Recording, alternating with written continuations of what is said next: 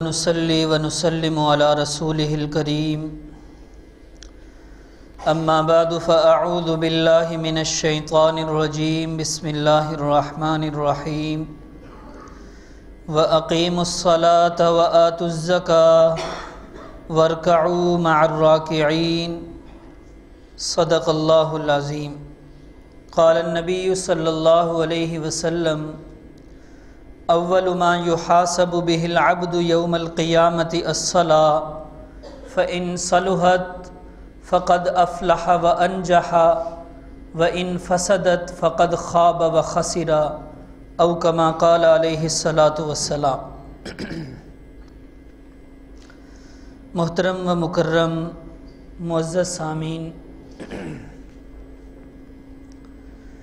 اللہ رب العزت نے ارشاد فرمایا یا ایھا الذین آمنوا قوا انفسکم واہلیکم نارا، اے ایمان والو اپنے آپ کو اور اپنے گھر والوں کو جہنم کی آگ سے بچاؤ۔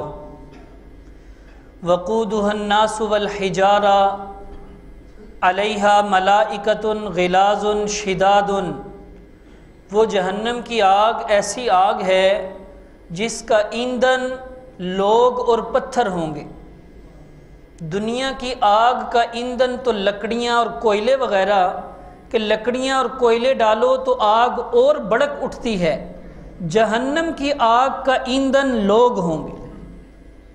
جو ہی لوگوں کو جہنم کی آگ میں ڈالا جائے گا وہ آگ اور بڑکے گی، اور فرمایا اس آگ کے اوپر اللہ نے ایسے فرشتے نگران مقرر کر رکھے ہیں، غلاظ شداد، جو بڑے سخت ہیں۔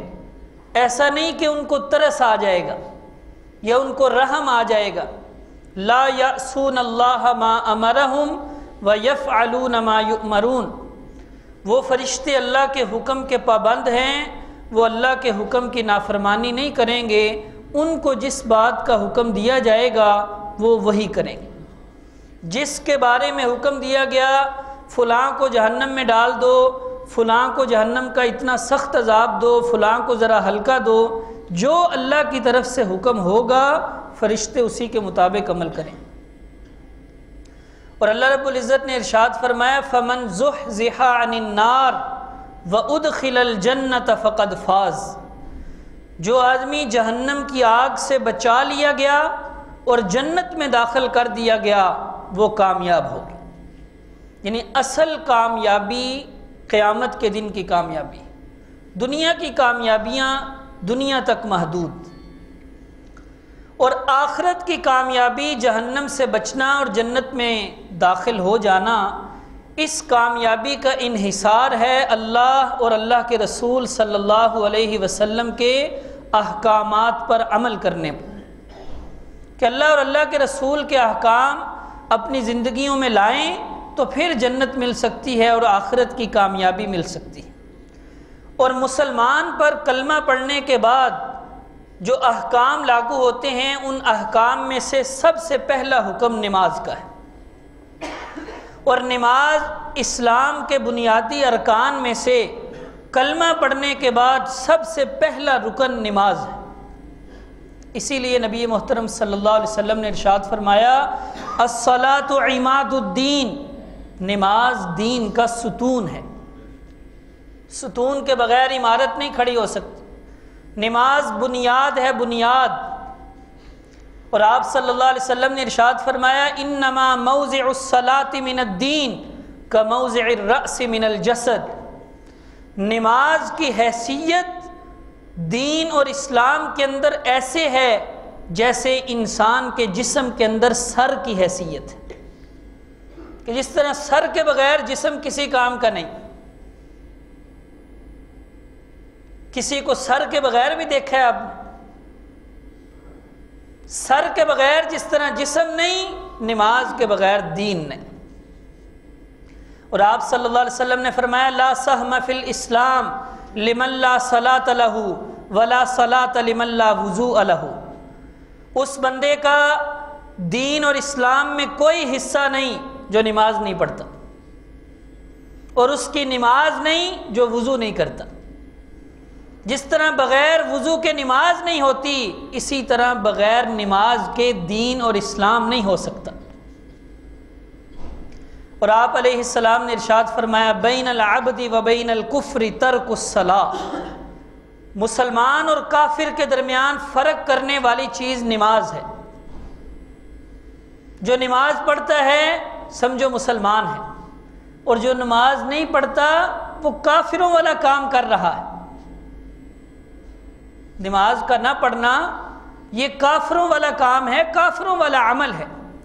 ایک ہے نماز کا انکار کر دینا، کوئی بندہ کہتا ہے نماز ہے ہی نہیں، وہ تو اعتقادی عقیدے کے اعتبار سے گویا وہ کافر ہے۔ اور ایک کہتا ہے نماز تو ہے پڑھنی چاہیے لیکن سستی، تو وہ عملاً کافر ہے، کافروں والا عمل کر رہا ہے۔ آپ علیہ السلام نے ارشاد فرمایا من ترک الصلاۃ متعمدا فقد کفر، جس نے جان بوجھ کر نماز چھوڑی اس نے کفر کیا۔ اور ایک حدیث میں آپ صلی اللہ علیہ وسلم نے فرمایا من ترک الصلاۃ متعمدا کتب اللہ اسمہ علی باب من النار ممن يدخلها، جس نے جان بوجھ کر نماز چھوڑی اللہ اس کا نام جہنم کے اس دروازے پہ لکھ دیتا ہے جس دروازے سے اس نے داخل ہونا ہے۔ حضرت ابو درداء رضی اللہ تعالیٰ عنہ فرماتے ہیں اوصانی خلیلی، مجھے میرے دوست یعنی نبی پاک صلی اللہ علیہ وسلم نے وصیت کی، فرمایا لا تشرک باللہ، اللہ کے ساتھ کسی کو شریک نہ ٹھہرانا، وَإِن قُطِعْتَ أَوْ حُرِّقْتَ، چاہے تجھے ٹکڑے ٹکڑے کر دیا جائے یا تجھے آگ میں جلا دیا جائے۔ اللہ کے ساتھ اللہ کی ذات میں، اللہ کی صفات میں کسی کو شریک نہ ٹھہرانا، یہ عقیدہ رکھنا کہ عبادت کے لائق صرف اور صرف اللہ کی ذات ہے، رکوع اور سجدے کے لائق، منت منوتی پھیرے اور طواف نظر و نیاز کے لائق صرف اور صرف اللہ کی ذات۔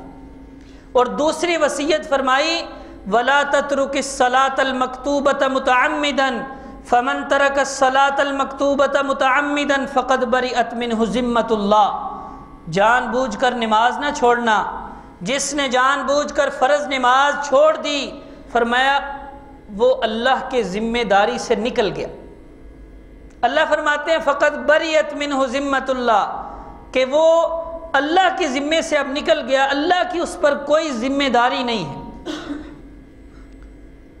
وگرنہ نماز پڑھنے والے کی بارے میں نبی علیہ السلام نے فرمایا جو پانچوں نمازوں کی محافظت اور پابندی کرتا ہے، خمس صلوات افترضہن اللہ، آپ علیہ السلام نے فرمایا 5 نمازیں اللہ نے فرض فرمائیں، من احسن وضوءہن، جس نے اچھے طریقے سے وضو کیا، وصلاہن لوقتہن، وقت پر نماز ادا کی، واتم رکوعہن وخشوعہن، رکوع اچھے طریقے سے مکمل کیا، خشوع خضوع سے، عاجزی اور انکساری سے، توجہ کے ساتھ جس نے نماز پڑھی، کان لہ علی اللہ عہد ان یغفر لہ، نبی علیہ السلام نے فرمایا اللہ کی ذمہ داری ہے کہ اللہ اس کو معاف کر دے، یعنی اللہ نے اپنے ذمے لے لیا ہے، وگرنہ اللہ کے ذمے کوئی چیز ہے نہیں، اللہ پر کوئی چیز لازم نہیں، لیکن اللہ نے تفضلاً، اللہ نے فضل اور احسان کرتے ہوئے اپنے ذمے لے لیا کہ میں اس کو معاف کر دوں۔ وَمَن لَّمْ يَفْعَلْ ذَلِكَ، اور جو اس طرح نہ کرے، فَلَيْسَ عَلَى اللَّهِ عَهْدٌ، اللہ کے ذمے نہیں، ان شاء عذبہ و ان شاء غفر لہ، چاہے گا تو معاف کر دے گا، چاہے گا تو عذاب دے گا۔ اور آپ علیہ السلام نے نماز کی اہمیت کو بیان کرتے ہوئے فرمایا، مثال دے کر سمجھایا ایک حدیث میں کہ جی تمہارے گھر کے سامنے اگر ایک نہر ہو اور بندہ روزانہ اس نہر میں 5 مرتبہ غسل کرے تو بتاؤ کیا تمہارے جسم پہ کوئی میل کچیل باقی رہ سکتی ہے؟ صحابہ کرام نے عرض کیا نہیں یا رسول اللہ۔ آپ نے ارشاد فرمایا یہی مثال 5 نمازوں کی ہے، جو 5 نمازیں پابندی سے ادا کرتا ہے اس کے جسم پہ کوئی گناہ باقی نہیں رہتا۔ اور آپ علیہ السلام نے ارشاد فرمایا کہ 5 نمازیں والجمعۃ الی الجمعہ، اور جمعے سے جمعے تک مکفرات لما بینہن، درمیان کے گناہوں کے لیے کفارہ بن جاتا ہے۔ اور جمعے کے دن کے بارے میں تو آپ نے ارشاد فرمایا من اغتسل یوم الجمعۃ وغسل وبکر وابتکر ومشى الى المسجد ولم يركب ودنا من الامام فاستمع ولم يلغو كان له بكل خطوة عمل سنة اجر صيامها وقيامها۔ جس نے جمعے کے دن غسل کیا، صبح یعنی جلدی جلدی مسجد میں گیا اور پیدل چل کر گیا اور جا کر امام کے قریب بیٹھا، امام کے خطبے کو توجہ سے سنا اور کوئی بیہودہ کام نہیں کیا، فرمایا اس کو ایک قدم کے بدلے 1 سال نیکیاں کرنے کا ثواب ملتا ہے۔ ہر قدم کے بدلے 1 سال عمل کرنے کا۔ کیا عمل کرنے کا؟ اجر صیامہا و قیامہا، 1 قدم کے بدلے 1 سال روزہ رکھنے کا ثواب اور 1 سال رات کو نفل پڑھنے کا ثواب، 1 قدم کے بدلے۔ اور آپ علیہ السلام نے ارشاد فرمایا من حافظ علیہا کانت لہ نور و برہان و نجات یوم القیامہ، جو 5 نمازوں کی پابندی اور محافظت کرے گا، یہ پابندی کرنا، یہ نماز کا پڑھنا کل قیامت کے دن اس کے لیے نور، روشنی اور نور ہوگا، و برہان، دلیل ہوگا، و نجات، اور نجات کا ذریعہ ہوگا۔ اور جو محافظت نہیں کرتا اس کے لیے نور اور برہان اور نجات نہیں ہوگی، بلکہ وکان یوم القیامت مع قارون و فرعون و حامان و ابی بن خلف، اس کا حشر قارون، فرعون، حامان اور ابی بن خلف جیسے بڑے بڑے کافروں کے ساتھ ہو۔ بے نمازی کا حشر کافروں کے ساتھ۔ اللہ رب العزت نے سورۃ المدثر میں فرمایا کہ جنتی جہنمیوں سے سوال کریں گے ما سلککم فی سقر، جہنم کی سقر وادی میں تمہیں کس چیز نے داخل کیا، کیا کرتے رہے ہو؟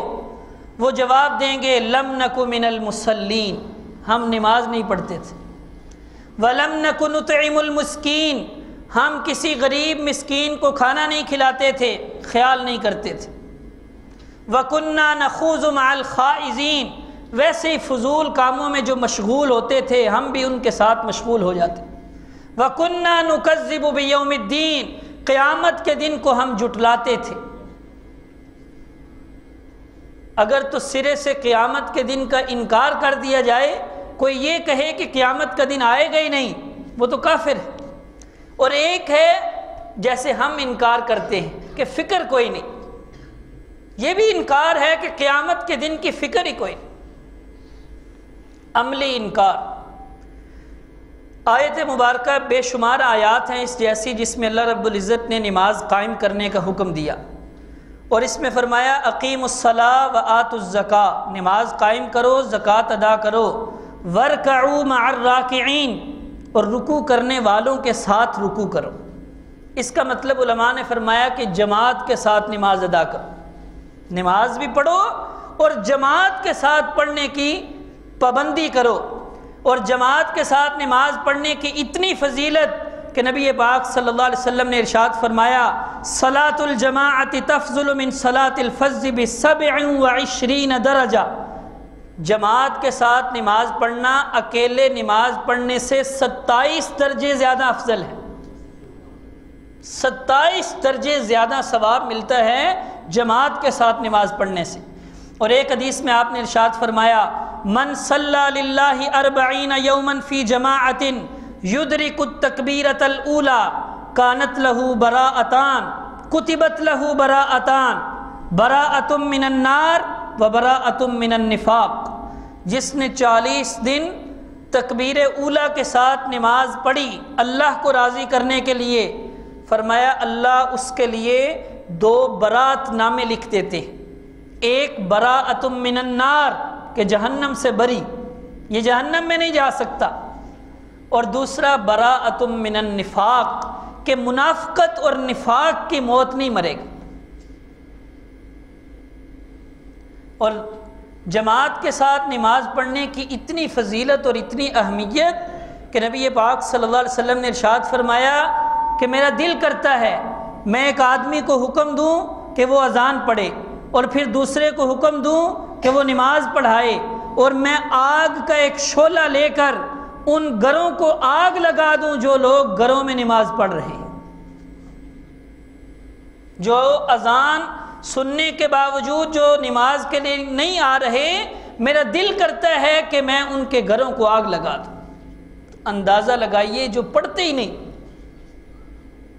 یہ گھروں میں پڑھنے والوں کے لیے اتنی سخت وعید۔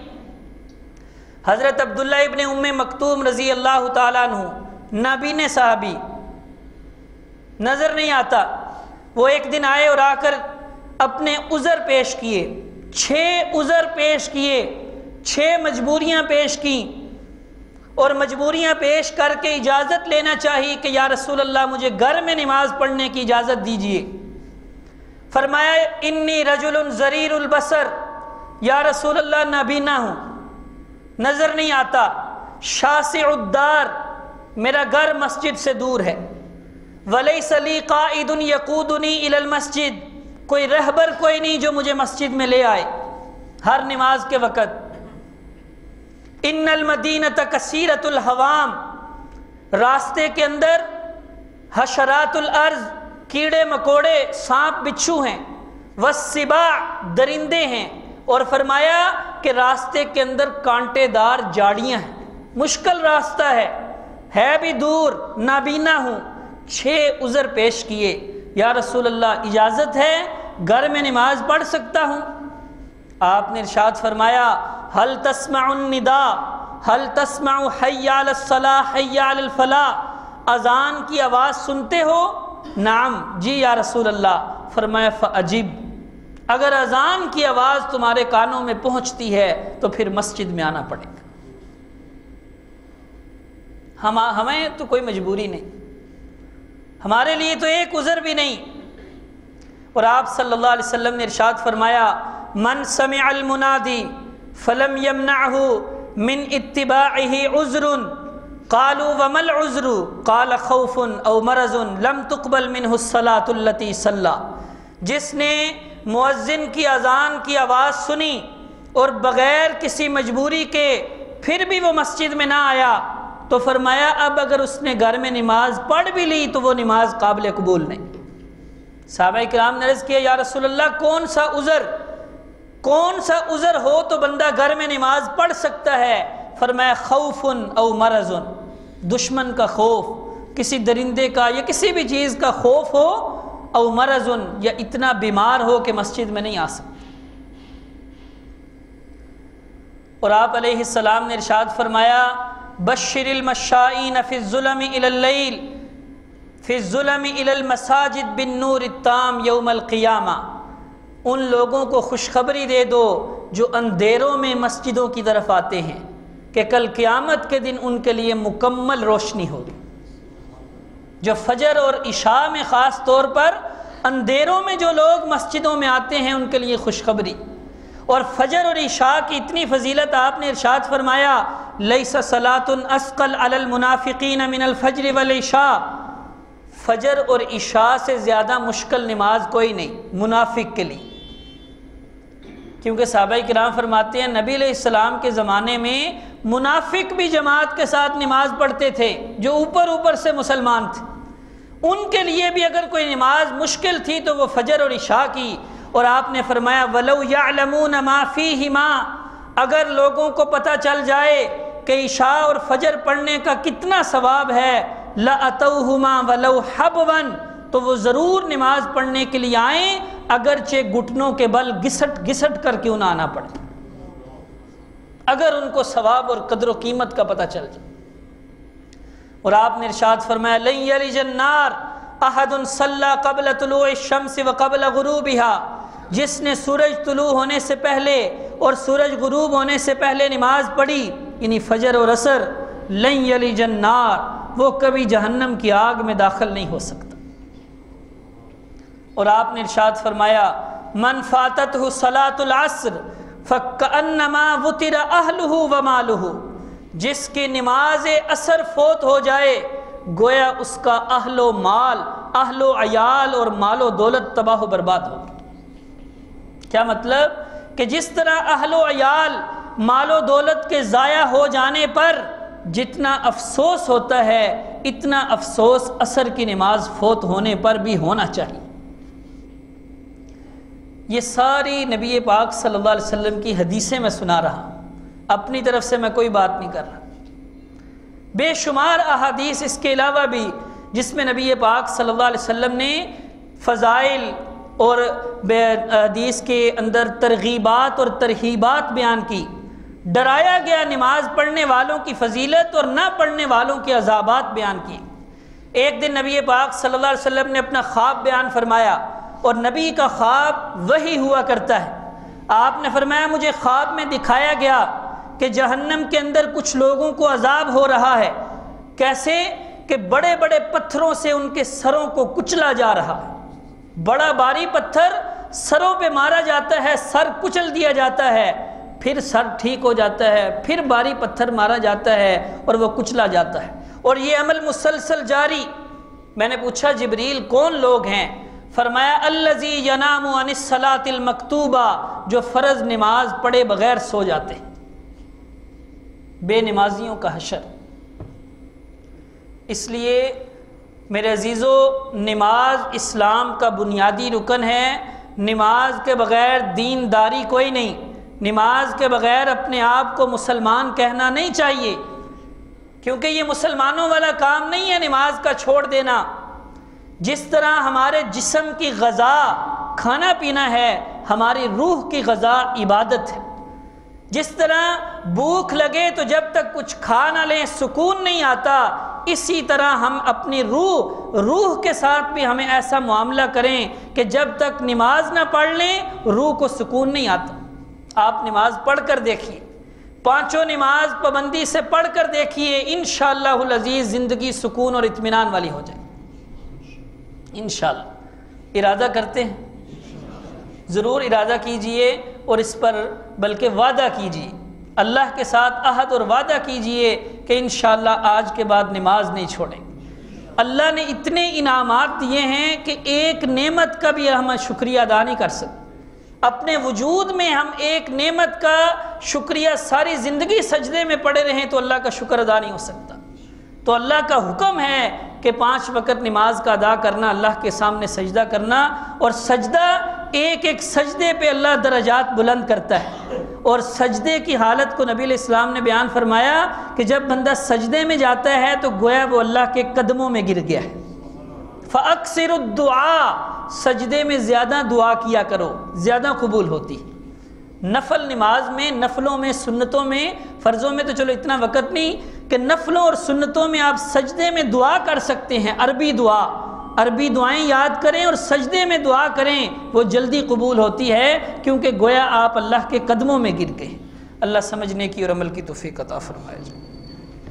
اللہم انت السلام و منک السلام، تبارکت یا ذا الجلال والاکرام، اللہم اعنا علی ذکرک و شکرک و حسن اللہم صلی علی سیدنا مولانا السلام و منک السلام، تبارکت یا اللہ قبل منظر فرمائی اللہ